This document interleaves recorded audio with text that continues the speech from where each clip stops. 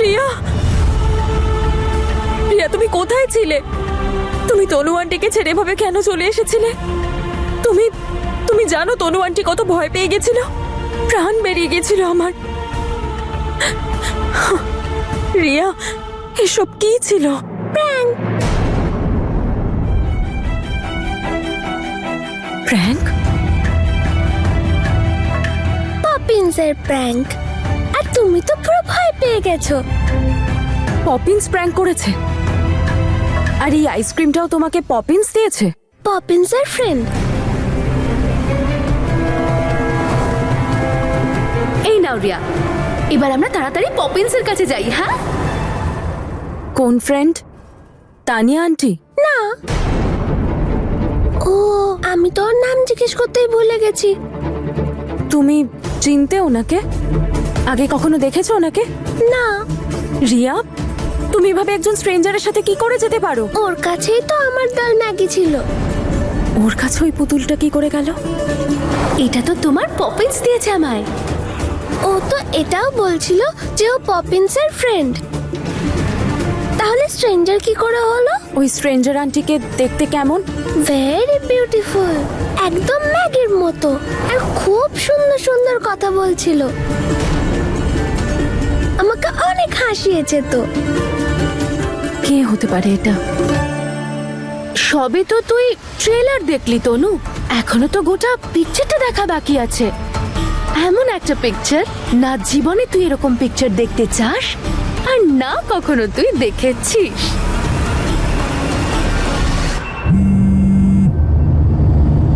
হ্যাঁ তনু ম্যাডাম, খবর পেলেন? উপরওয়ালার আশীর্বাদ অঙ্গদ, রিয়া বাড়ি ফিরে এসেছে।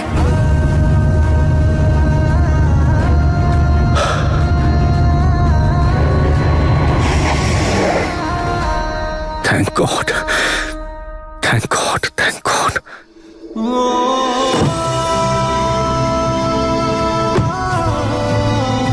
হ্যালো অঙ্গদ, আপনি শুনছেন? শুনছি। আমার কিচ্ছু ঠিক মনে হচ্ছে না। আমি খুব ভালো করে জানি আপনি এরকম প্র্যাঙ্ক করতেই পারেন না। প্র্যাঙ্ক? কি প্র্যাঙ্ক?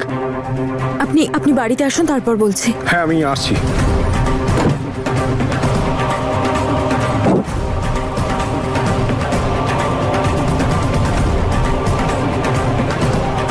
কার কথা বলছে রিয়া?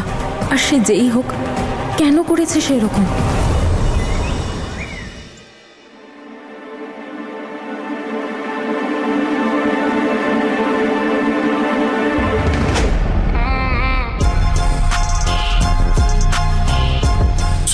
Sorry ma'am. শুধু সুযোগ খোঁজো না তুমি আমার সাথে ধাক্কা খাওয়ার, আমাকে টাচ করার। ম্যাম ম্যাম, কি শুধু ম্যাম ম্যাম ম্যাম করতে থাকো? এত ইনোসেন্ট হওয়ার কোনো দরকার নেই। আমি কি আর জানি না যে তুমি আমার সাথে জেনে বুঝেই ধাক্কা খাও? কেন? কারণ আমার হাজবেন্ড এখন শয্যাশায়ী, এই জন্য। Ma'am ma'am ma'am ma'am ma'am please please এটা করবেন না, প্লিজ প্লিজ। যদি করি তবে কি করবে? ওর কাছে কি আমার নামে কমপ্লেইন্ট করবে?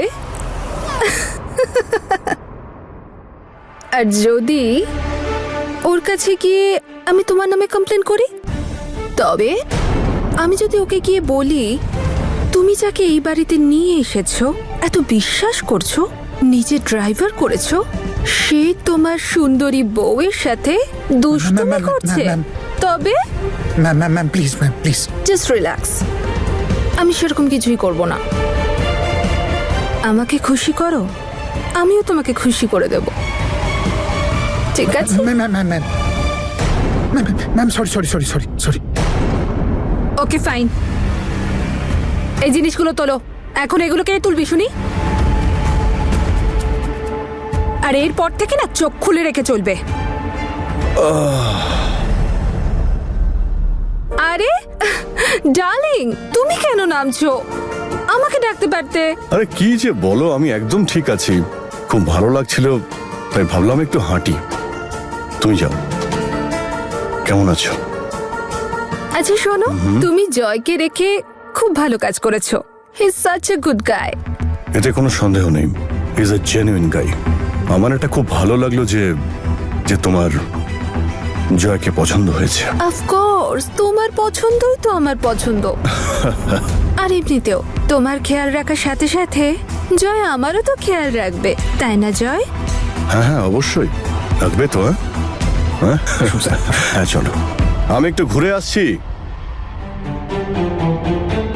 একদিকে আমার স্যারের মতো ভালো মানুষ, আর অন্যদিকে ওনার এই স্ত্রী আর তনুও তো আছে এখানে। বুঝতে পারছি না কি করব। অঙ্গদ, পপিন্স,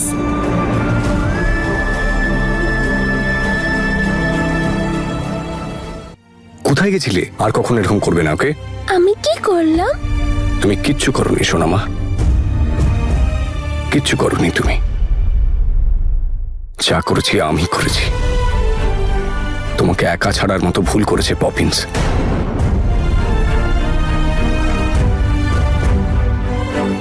রিয়া, তুমি রুমে গিয়ে হোমওয়ার্ক করো। যাও। বাবলি, রিয়াকে নিয়ে যান। চলো রিয়া শোনা।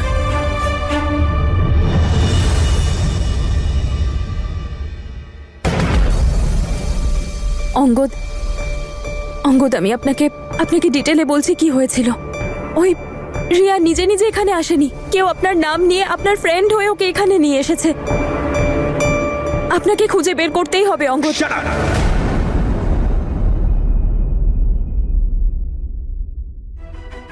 আপনি চুপ করুন। আপনি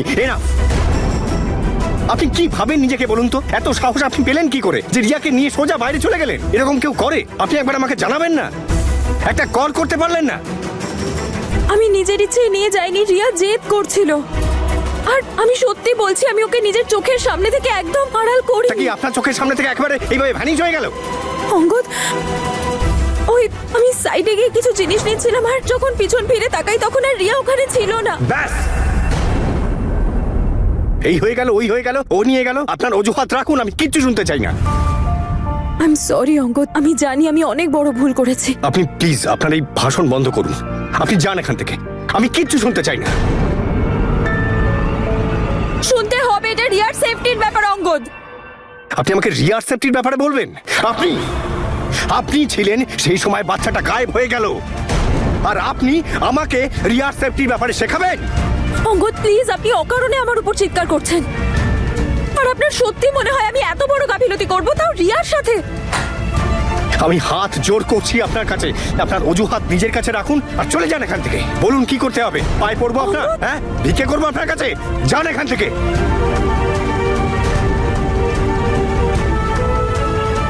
আরে যান। কোথাও যাব না আমি অঙ্গদ, কোথাও যাব না যতক্ষণ না আপনি আমায় বলছেন আপনি আসলে কি, কেন করেন আপনি এরকম। আমি বুঝতে পারি না যে আপনি এক মুহূর্তে আমার কষ্টটা নিজের মনে করেন আর আমার খুশির জন্য হাসতে নাচতে গাইতে পারেন, কিন্তু যখন রিয়ার ব্যাপার আসে তখন আপনি এইরকম বিহেভ করতে শুরু করেন। আর আপনি ভাবলেন কি করে আমি রিয়ার সাথে এসব হতে দিতে পারি? আপনি জানেন কত ভয় পেয়ে গিয়েছিলাম, আমার প্রাণ বেরিয়ে যাচ্ছিল। অঙ্গদ, আমি বুঝতে চাই আপনার এই রূপটা কি, কেন করেন আপনি এরকম? কারণ আমি ভয় পাই।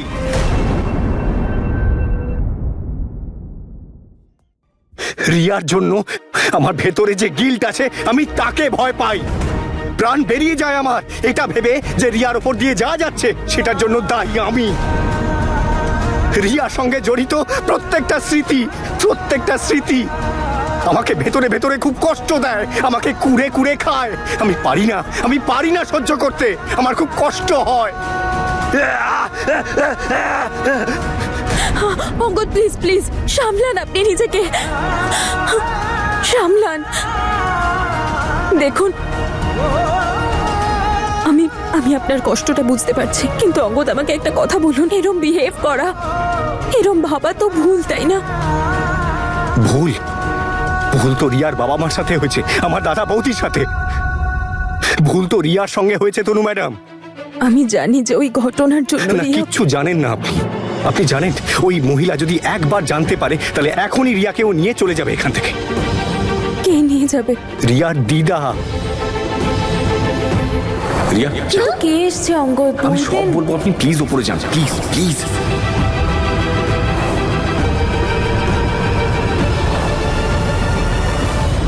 আর যেটা আপনাদের সঙ্গে মার্কেটে হলো না, এটা যদি এক চুলো টের পেয়ে যায় তাহলে 1 সেকেন্ডে কোর্ট রিয়ার কাস্টাডি রিয়ার দিদাকে দিয়ে দেবে আমাদের থেকে তুলে নিয়ে, আর আমাকে বলবে দায়িত্ব জ্ঞানহীন। কিন্তু উনি এরকম কেন করবেন? আপনি কাকু, ওর রক্তের সম্পর্ক আছে আপনার ওর সাথে। উনি আপনার কাছ থেকে রিয়াকে কেন দূরে সরাতে চান? কারণ আমি হলাম ওর মা বাবার খুনি।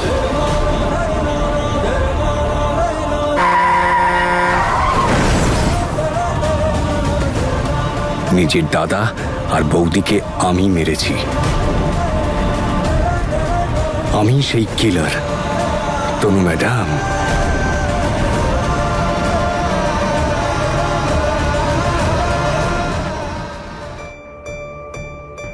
এটা আপনি কি বলছেন অঙ্গদ? আপনি আপনার দাদা আর বৌদির খুনি? রিয়ার দিদার তো তাই মনে হয়, আর হয়তো সেটা সত্যিও। কিন্তু আপনি তো বলেছিলেন যে ওনারা কার অ্যাক্সিডেন্টে মারা গেছিলেন, ওই গাড়ি অ্যাক্সিডেন্টের কারণটা আমিই ছিলাম। আর সেই জন্য আপনি নিজেকে ওনাদের মৃত্যুর জন্য দায়ী ভাবেন। এর জন্য আমি দায়ী তনু ম্যাডাম। এর সব দায় আমার যে রিয়া আজকে অনাথ, ওর মা বাবা ওর সাথে নেই। যখনই রিয়াকে দেখি, ওর কোমল চেহারাটা যখন চোখের সামনে ভাসে, তখনই আমার মনে হয় যে আমার দাদা আর বৌদির মৃত্যুর জন্য আমিই দায়ী। আর এটা ভাবলেই আমার ভেতরটা কেঁপে ওঠে, আমার মাথা কাজ করা বন্ধ করে দেয়। ও আমাকে জিজ্ঞাসা করে আমার মা বাবা কবে আসবে। আমাকে ফোন করে না কেন? কি বলবো ওকে? যে তোমার মা বাবা কোনোদিনও আসবে না, তোমার মা বাবা মরে গেছে আর এর জন্য দায়ী তোমার পপিন্স। আমি এটা বলবো ওকে গিয়ে যে আমি তাদের খুনি, আমার মার্ডারার তনু ম্যাডাম। আমি ওর মা বাবাকে মেরে ফেলেছি, আমি মার্ডারার। অঙ্গদ না, আপনি প্লিজ নিজেকে সামলান। অঙ্গদ, আমি আজ পর্যন্ত আপনাকে এই ব্যাপারে কিছু জিজ্ঞেস করিনি, কিন্তু আজ আমি জানতে চাই। বলুন আমাকে কি হয়েছিল। এটা জানাটা কি যথেষ্ট নয় যে আমি ওদের মৃত্যুর জন্য দায়ী? ওই অ্যাক্সিডেন্টটা আমার জন্য হয়েছে। এটা আমি কি করে ডিসাইড করব অঙ্গদ? আপনি প্লিজ আমাকে বলুন যে কি হয়েছিল। আপনার গল্পে যতই দুঃখ লুকিয়ে থাকুক না কেন। কি হবে শুনে সমস্ত পুরনো কথা, শুধু কষ্ট ব্যথা আর কিচ্ছু পাবেন না। অঙ্গদ, কষ্ট ভাগ করে নিলে কমে যায়, আর আমি আপনার কষ্ট ভাগ করে নিই এইটুকু অধিকার তো আমার আছে। আপনি আমাকে বন্ধু বলেছেন, আর নকল হলেও আমাদের কোনো সম্পর্ক তো আছে।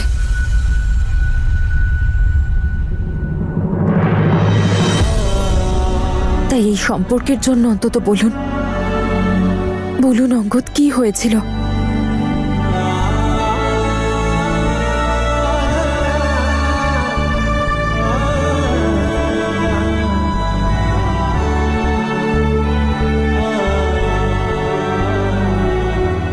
মা বাবা চলে যাওয়ার পরে দাদা বৌদি আমার কাছে সবকিছু ছিল, দুনিয়া ছিল আমার। রিয়া 2.5 বছরের ছিল, ছোট্ট। আমি আমেরিকা থেকে আমার পড়াশোনা শেষ করে এলাম আর দাদার বিজনেস জয়েন করলাম। সবকিছু ঠিক ছিল, দিন রাত কাজ করতাম মন প্রাণ দিয়ে, সব ভালো ছিল সব। তারপর সেই খারাপ দিনটা এলো তনু ম্যাডাম। ওই দিন সবকিছু হারিয়ে গেল। আমার আনন্দ, আমার স্মাইল, সুখ শান্তি, দাদা বৌদি সব শেষ হয়ে গেল। সবকিছু। শুধু আমার কাছে কিছু থেকে গেল তো সেটা রিয়া আর ওর অনাথ শৈশব। ব্যাস, দিলটার অনুশোচনায় এমন ডুবে গেলাম যে আজ পর্যন্ত সেখান থেকে বেরিয়ে আসতে পারলাম না। আচ্ছা ঠিক আছে, তুই এসব ছাড়। তুই শুধু গাড়িটা চেক করিয়ে দিই, কারণ ব্রেকে একটা আওয়াজ আসছে। কালকে আমরা যাচ্ছি, চাই না হাইওয়েতে কোনো অসুবিধে হোক।